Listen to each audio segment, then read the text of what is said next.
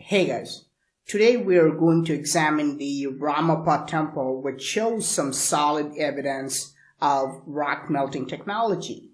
Here you can see Lord Krishna playing his flute and his foot is touching a leaf of this tree. And this beautiful woman is leaning on the stem of the tree.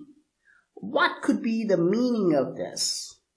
If Krishna was really playing his flute, the music he made would travel through the tree. If I tap on the stem, it makes a strange metallic sound.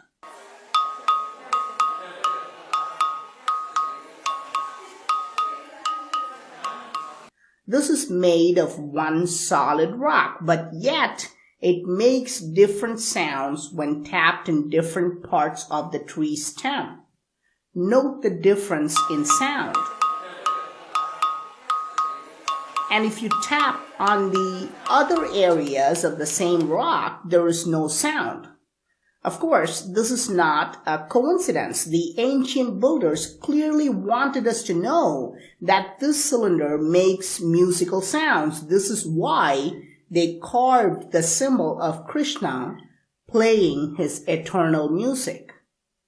But is the structure a carving?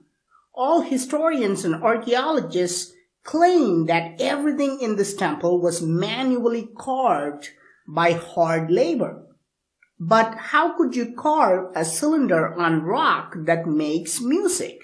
And even more interesting, how do you carve a cylinder which will make different notes when tapped in different areas?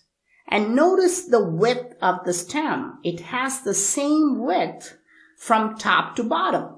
The different sounds are not created because of the variation of size or shape.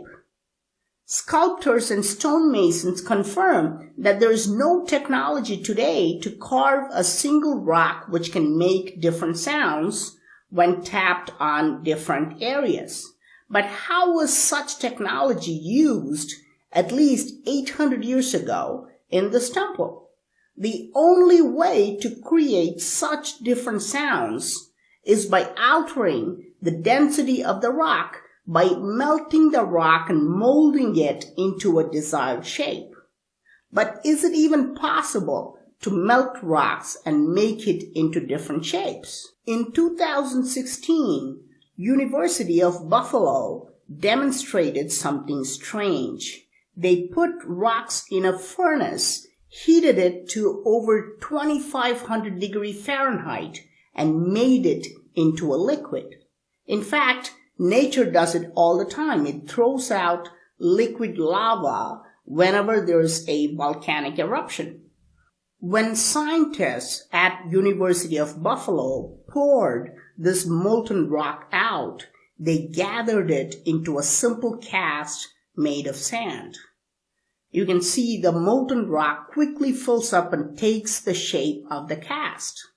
This is exactly how we make metallic objects like swords and weapons, for example. Did ancient builders use the same technology of melting rocks and mold them into desired densities? This would be the only way to make it create different sounds in different places.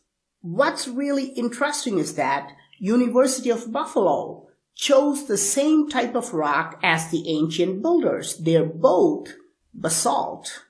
Basalt rock has the properties that are ideal for melting and casting into different shapes.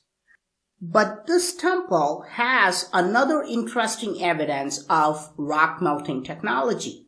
The pillars in this temple are quite extraordinary with very complex designs, but there's one piece that stands out. Not because it is carved, but because it has been left blank, while all the other pieces on the same level are carved. And it shows something very strange. It shows a defect in molding technology. Let's take a closer look at the surface. It has extraordinary polishing, but this surface is not perfectly flat. To understand this, you have to examine it by looking at it from a lower angle. The surface has a curvature with a concave defect on it. This is why it looks bent out of shape like a piece of plastic. It is impossible to make such a smooth concave cut on rocks with manual tools or even electric saw, and it cannot be accomplished by hand polishing.